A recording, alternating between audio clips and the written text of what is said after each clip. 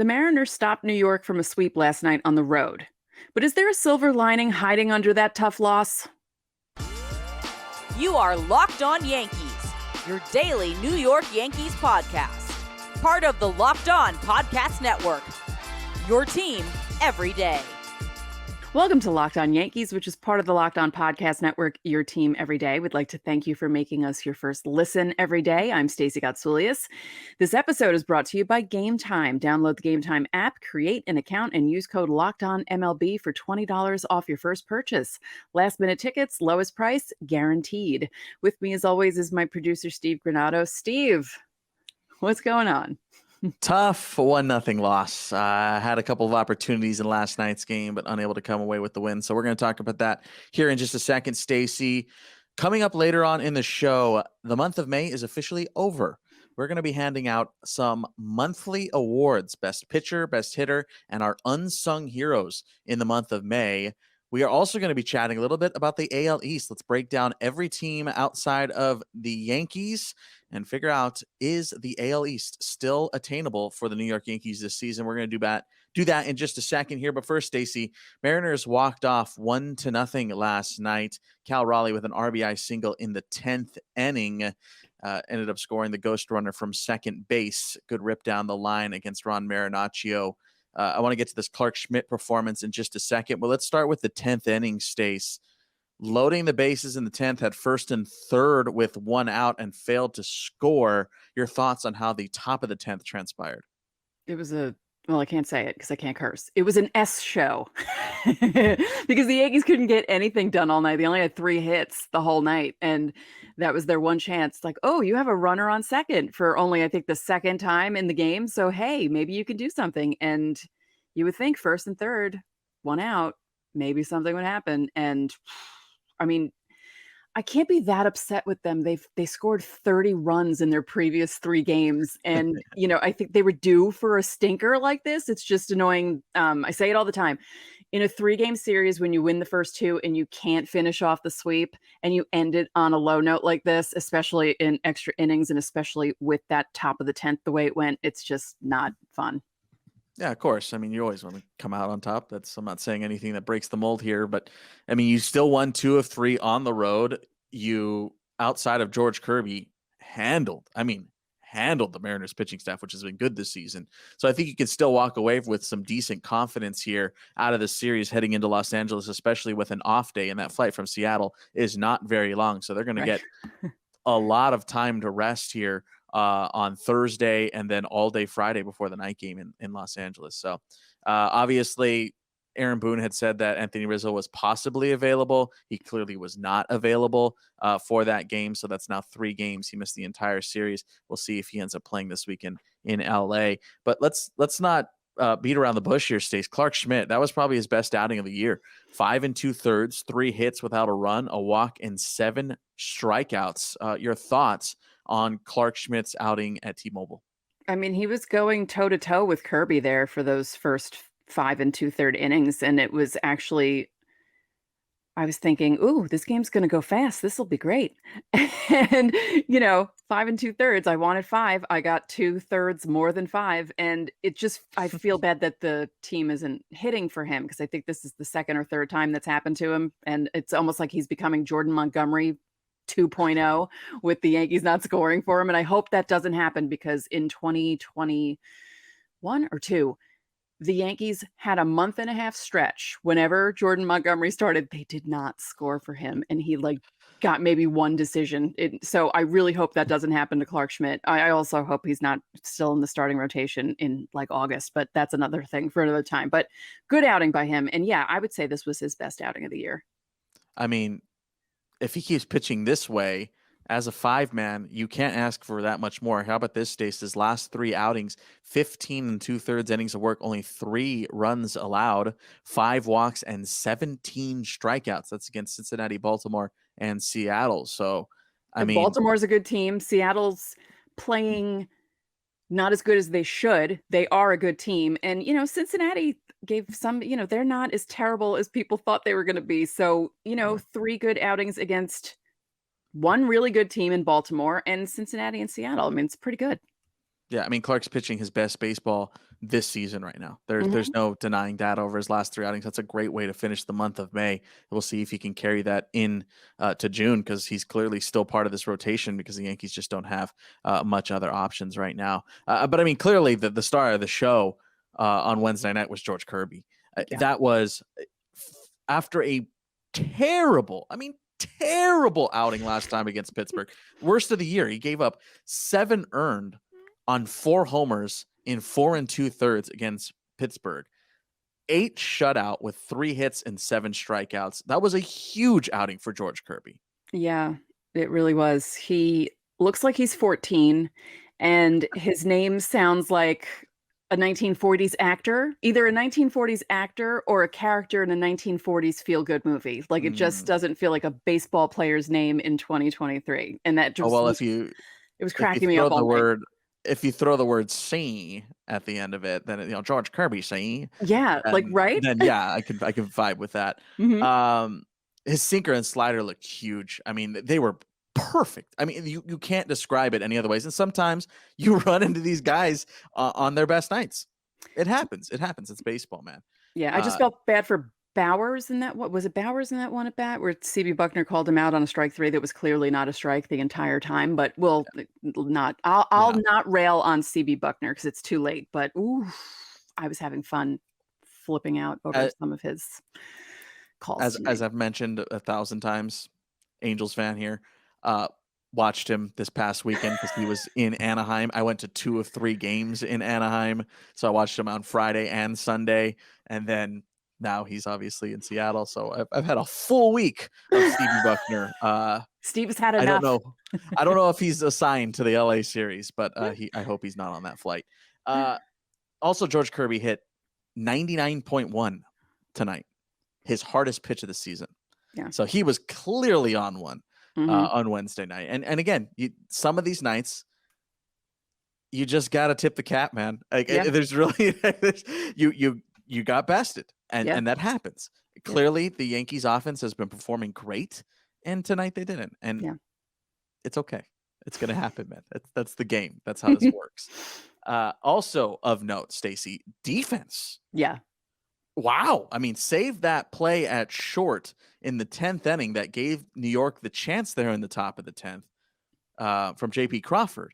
Yeah. Julio Rodriguez made an incredible play. So did Ty France. Glaber made a really nice diving stop. Yeah. I mean, the defense was on full display in that game. Yeah. And that's usually, when a game goes 0-0 to the 10th, usually there's something happening defensively and plays are made. And because I felt like the IKF ball was the one that was it Rodriguez that caught that one in the outfield, right? Yeah. I was like, oh yeah. There were a couple plays like that where I just thought, oh, it's gonna be one of those games. Okay, that's just the way it goes. It happens, man. I'm telling you, like, you can't take too much stock into these types of games. I mean, it was a good game, right? Yeah, I mean, still only 1-0. Like, yeah. I mean, what can you say, man? Yeah. What can you say? I don't know if I want to dip my toe in this water, but I think I'm going to dip my toe in this water. I know how you feel about the Ghost Runner, and they were talking about it in the 10th inning on Yes. I'm going to go ahead and say this. Cry me a river. No, I hate it. But I didn't hate it tonight because because I'm tired. It's late. And I know you are. I'm just saying, it's not going away. I know. It's never going away. I really wish it was. I was so excited when they said it was going away, and then when they brought it back, I was so mad. But the Yankees are 5-3 in extra inning games this year. Seattle was 3-5 coming into this one, so now they're 4-5. So, and they're the 2 teams that have played the most extra inning games in baseball. I think that I'm just tired of hearing the conversations like, well, what if we played 1 inning? And what if we played 2 innings without it? And then what if we played 3? It's just like, what are we doing? I know I might be in the minority here. I like it.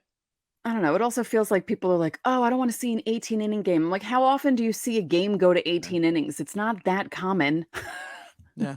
I mean, I think maybe it's just as someone who's worked in it, I'm just like, let's go. Well, that's understandable. Yes. I got 160 of these things. Let's go. Yeah. Yeah. I mean, the one time I didn't like it was Baseball Prospectus. I covered the 18-inning game between the Dodgers and the Red Sox in the World Series. on the East Coast. I filed my story at 5:59 a.m. because that game Yep. went on forever. And that was the one It time was where I was like, it was late for me. yeah, And yeah. I was working in Los Angeles at the time. I was like, come on, man. Mm-hmm. Um, That was a yeah, 7-hour I think game. it's fine. I think it's fine. They overtime in NBA goes 5 minutes. NHL goes 3-on-3. Every other sport has overtime rules. I think they should do skills. They should do a skills contest if they're going to have a ghost runner. We're not doing this. We're not doing this. We got to go on. Hey, leave your questions for Fan Mail Friday. You know, Fan Mail Friday is our next episode. This is your last chance to get. Let us those know if questions you want in a this skills week. contest. Nope. We're not doing this, Stace. We're not doing this. The Yankees have Thursday off. They're in Los Angeles at Chavez Ravine to face the Dodgers. You can catch that whole series and the whole season on Sirius XM. Coming up, let's talk about the American League East.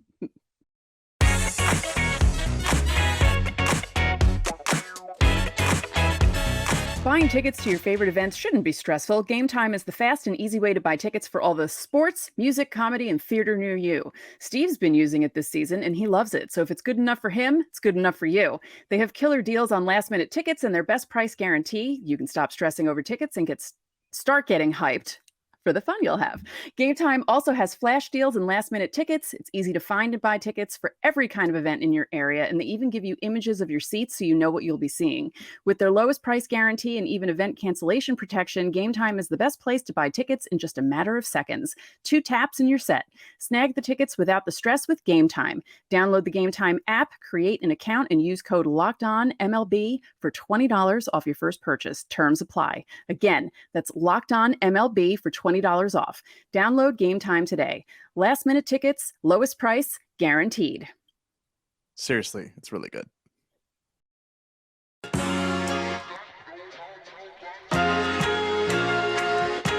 Back here on Locked On Yankees. Hey, we teased it yesterday, Stacey. We need to talk about the American League East, which has been an insane division. We're going to do that here in just a second. We want to thank you, of course, for making us your first listen every day to the everydayers out there. You guys already know Fan Mail Friday is tomorrow. You can drop your questions in the comment section down below. It's your last chance to be a part of a mega Fan Mail Friday tomorrow. So with the off day, of course, here tonight, we're gonna really dive into some of your questions and show some appreciation to you guys. You guys have been awesome over the last few months, and we want to just make sure we get to every question we can.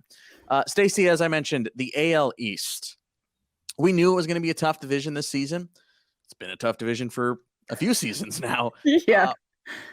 This year, it's obviously hard. It's obviously been a tough division.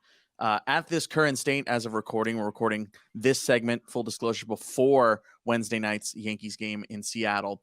Regardless, these statements will be true after Thursday's play. Everyone will be over 500. The Yankees will be in third place, behind Baltimore and Tampa.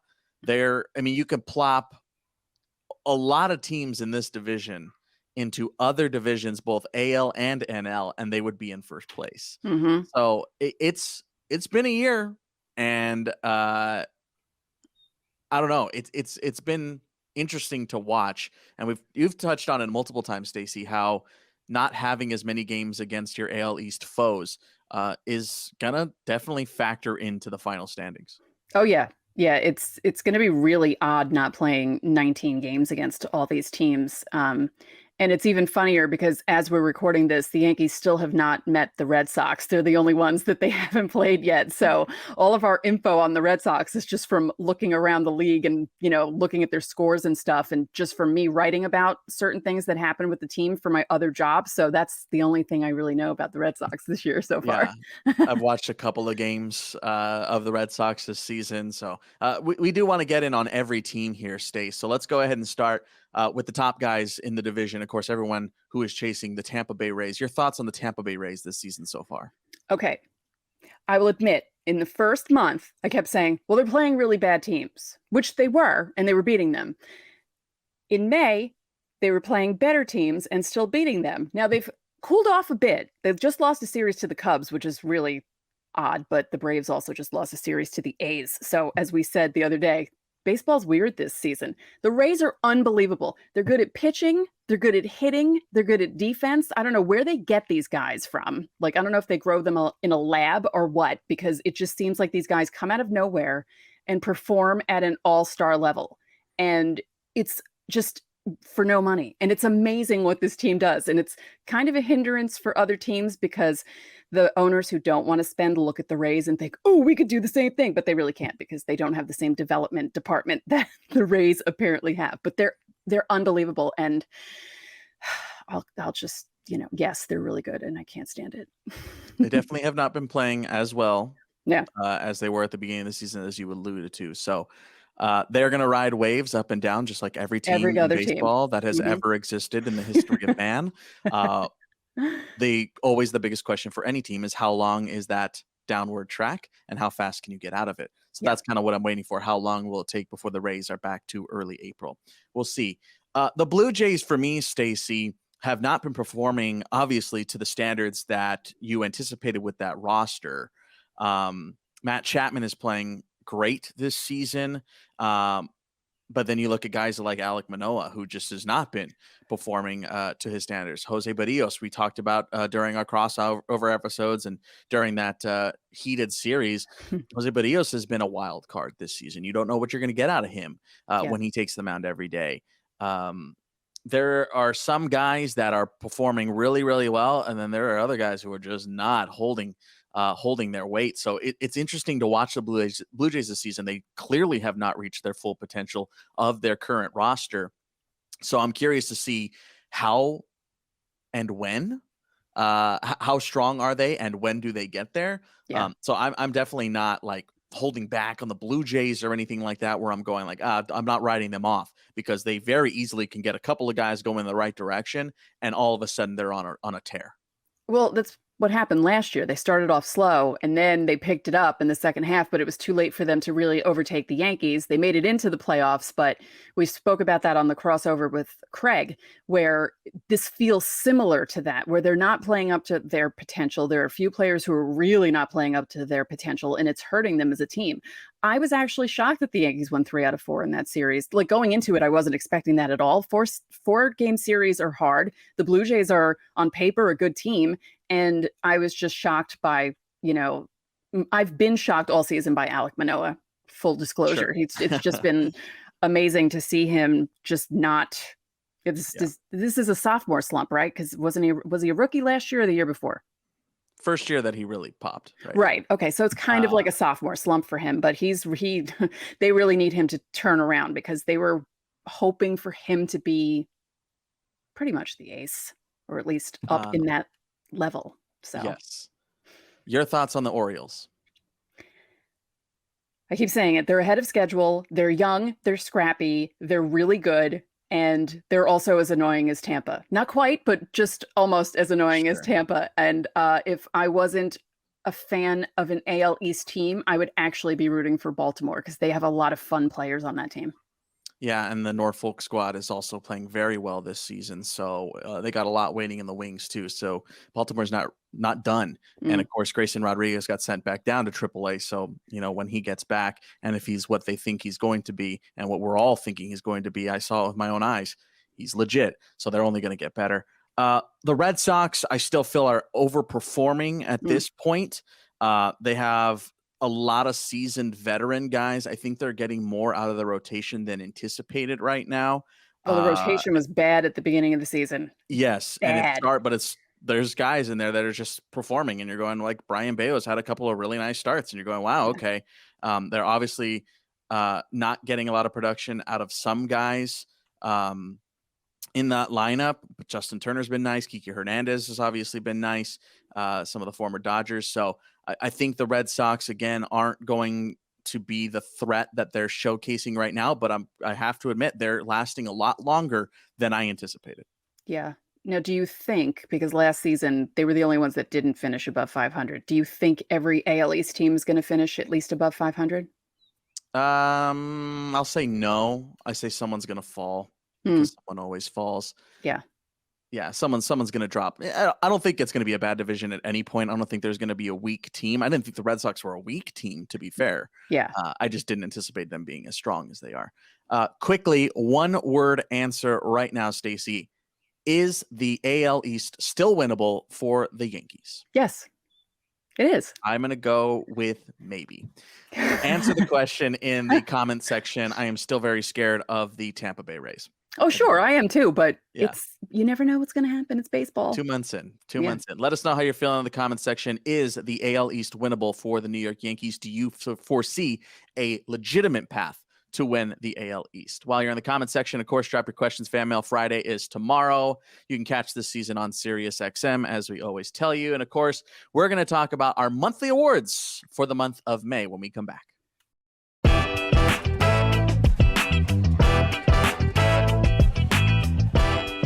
Stacey, we just wrapped up the month of May. We are officially done with 2 months of the season now. We've talked a lot. Let's go ahead and hand out some awards from Players of the Month. We're going to do pitcher, hitter, and an unsung hero. Stacey, I'll let you go first. Who is your pitcher for the month of May?